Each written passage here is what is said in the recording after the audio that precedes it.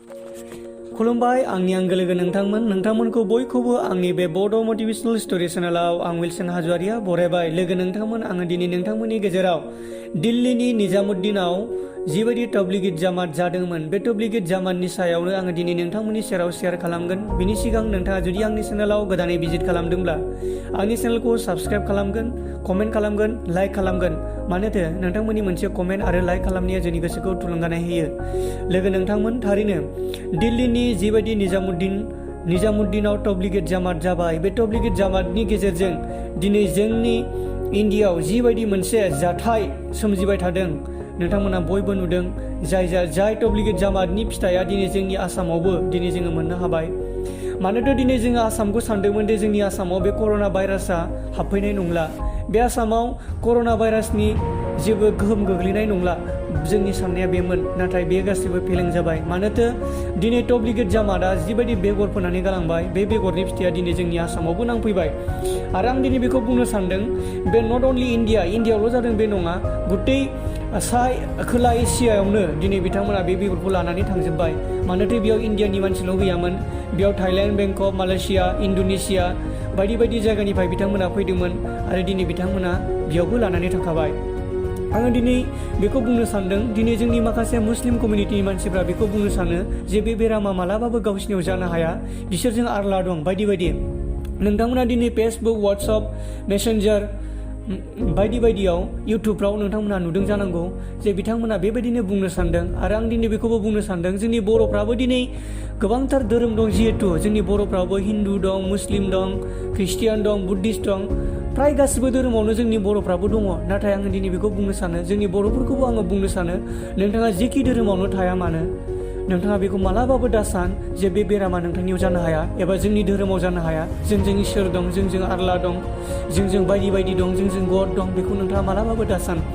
मानोथो महामारिखा, बेमारखा। दिनै आथिखालनि जुगाव इसोरा डाइरेक्टलि फैनानै नोंथांनि बेरामखौ सोखाफैया। नोंथांनि बेरामखौ सोखानो लागै मानसि माहारिनो इसोरा गियान होखाबाय, जाय गियानखौ दिनै जोङो डक्टर महरै नुनो मोन्दों आरो डक्टरानो जोंखौ सोखागोन। बेखायनो नोंथाङा मालाबाबो बेखौ भरसा दा खालाम। येस, जोङो इसोरनियाव भरसा खालामनांगौ, इसोरनियाव जों नांथाबनांगौ। नाथाय बिदि होननानै नोंथाङा डाइरेक्टलि जुदि बेमार जानायनि उनावबो नोंथाङा इसोर दं, इसोरानो फैनानै आंखौ सोखागोन होनोब्ला बे नोंथांनि बिराद गिदिर भुल जागोन। जायनि फिथाइखौ दिनै जोङो मुस्लिम कमिउनिटिफोरनि सायाव नुदों। बिथांमोना बेखौनो बुंनो थांदों जे जोंजों आरला दंखायो, जिहेतु जोंखौ आरलायानो सोखागोन, जोंखौ मालाबाबो बे बेरामा जानाय नङा होननानै बिथांमोना बुंदों। दिनै जोङो जायनि जाहोनाव तब्लिगि जामातनिफ्राय दिनै आसामाव जेब्ला फार्स्ट 31 मार्चआव करिमगन्जनि बदरपुर होननाय एरियानिफ्राय जाय बिथां फार्स्ट मोनदोंमोन, जायनि नामा जामालुद्दिन, 52 इयार्स, बिथांखौ जेब्ला मोनदोंमोन, बिथांखौ जोङो जेब्ला मोनग्रोयो अब्ला बिथाङा डाइरेक्टलि बेजोंनो रिलेसन बा तब्लिगि जामातनिफ्रायनो फैदोंमोन होननानै मिथिदों।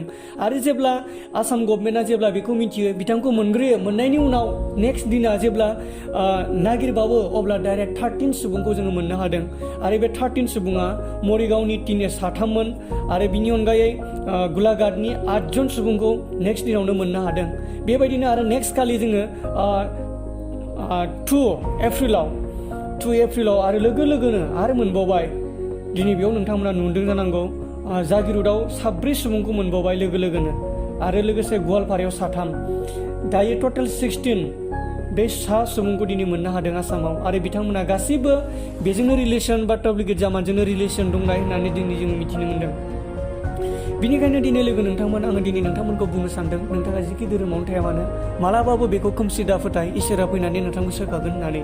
आङो दिनै बेखौबो बुंनो सानदों, नोंथाङा दिनै न'आव दंब्ला न'निफ्रायनो दा ओंखार। मानोथो नोंथांनि खाथियावनो फैबाय, नोंथांनि न' खाथियावनो सफैबाय होननानै नोंथाङा साननानै ला। बिनिखायनो नोंथाङा न'आवनो थानानै नोंथांनि फिसा फिसौ खामानि नोंथाङा मावनो हागोन, जेराव दंफां गायनाय, फुलफोर फोसाबनाय, न'नि बारिफोर फोसाबनाय बायदि बायदि खामानियाव नोंथाङा नांथाबनो हागोन। आङो बेखौनो बुंनो सानदों, नोंथाङा न'निफ्राय बाहेरायाव ओंखारियानो नोंथांनि थाखाय मोजां।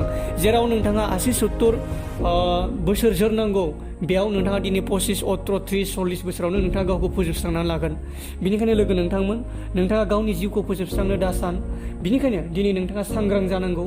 आरो बेफोरबायदि बेरामनिफ्राय गनो थाखाय जोंहा राहाया मोनसे, बेनो जाबाय गावनो। मानोथो दासिम बिनि मुलि जोङो ओंखाराखै। बिनिखायनो लोगो नोंथांमोनखौ आं बेखौनो बुंनो सानदों, जेरावखि थाया मानो नोंथाङा बिनिफ्राय दा ओंखार आरो बेयावनो थाबाय थागोन होननानै आं फोथायबाय। एसेखौनो बुंनानै आङो दोनथ'नाय जाबाय। गोजोन्थों।